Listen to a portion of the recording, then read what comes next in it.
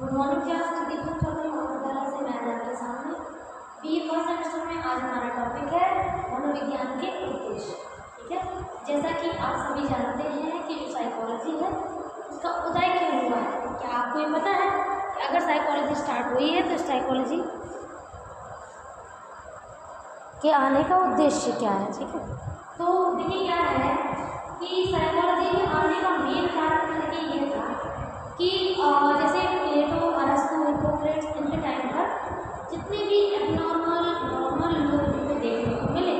तो क्योंकि जैसे हिप्पोक्रेट्स का नाम ज़्यादा चलता है, हिप्पोक्रेट्स ने एक बात बहुत ही सही साफ तरीके से कही थी कि हमें चाहे कोई शारीरिक बीमारी हो या कोई ऐसी बीमारी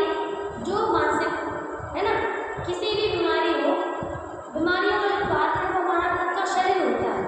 है ना, यानी कि सारी बीमारियां जो हैं वो हमसे खुद से स्टार्ट होती हैं, हमारे अंदर से निकलती हैं। क्योंकि आप जानते हो आज तो 21st सेंचुरी चल रही है ना, आप ये बात बहुत अच्छे से जानते हो कि जब 21st सेंचुरी में आज भी अगर मान लीजिए किसी को कोई प्रॉब्लम होती है, यानी फिजिकल प्रॉब्लम ही क्यों ना, जैसे सांप ने काट लिया या अगर कोई मान लीजिए किसी को कोई पथरी है, कोई भी ऐसी प्रॉब्लम है, तो लोग आमतौर पर क्या कहते हैं, लोग आमतौर पर कहते हैं कि चलो महाराज जी के पास चलो उनसे झड़वा लो, ये बोलते हैं है ना, उनके पास चलो वो झाड़ देंगे तो आपका सही हो जाएगा, ऐसे बोलते हैं नॉर्मली। ठीक है, अब आप सोचो जब हम इतने पढ़े लिखे हैं आज के समय में, और चूंकि 21st सेंचुरी में मतलब हिप्पोक्रेट्स तो आज से कितने सालों पहले थे और उन्होंने भी इस चीज़ को नहीं माना। मतलब जैसे आज किसी भी व्यक्ति को कोई मानसिक प्रॉब्लम हो तो लोग ये कहते हैं कि उसके ऊपर किसी भूत प्रेत का साया है।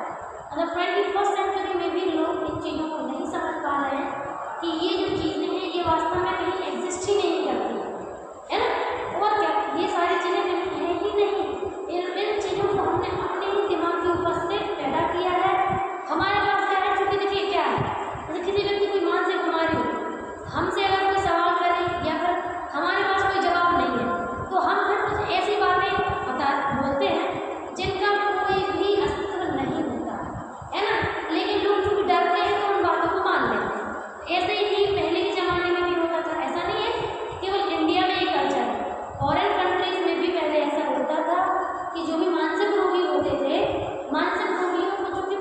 पहले लोगों के बारे में कहाँ पता था, पहले कोई ऐसी मशीन भी नहीं थी कि जिससे हम ये बता पाते कि व्यक्ति का कौन सा ब्रेन का एरिया क्या दिक्कत दे रहा है। पहले तो ये पता भी नहीं था कि ब्रेन जो है बॉडी से अलग है। ब्रेन भले ही बॉडी का पार्ट है लेकिन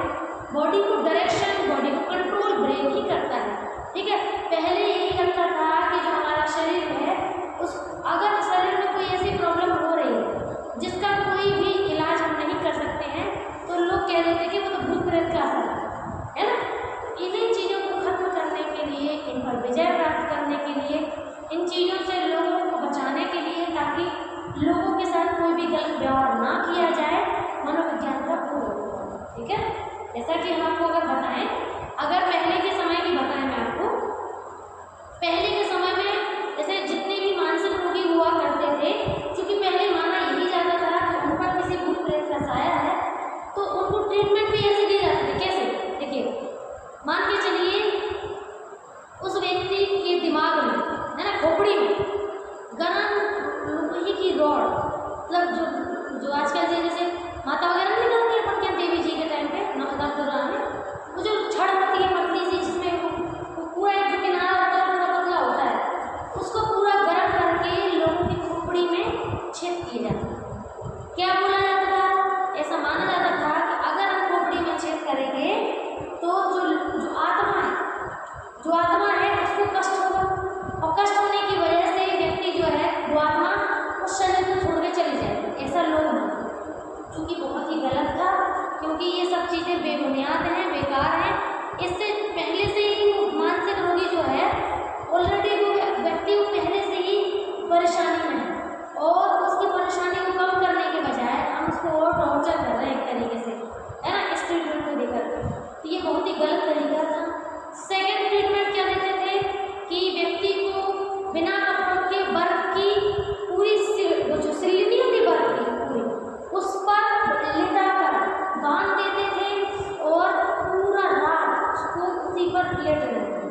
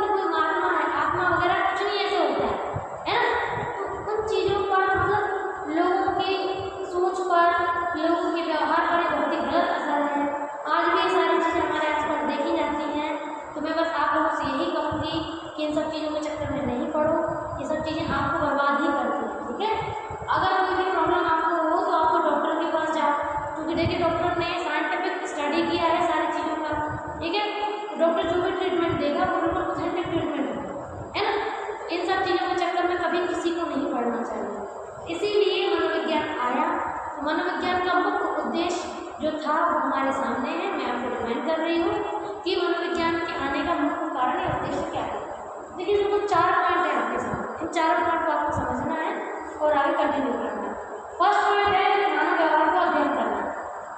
यानी कि जो मानव व्यवहार है यानी कोई भी व्यक्ति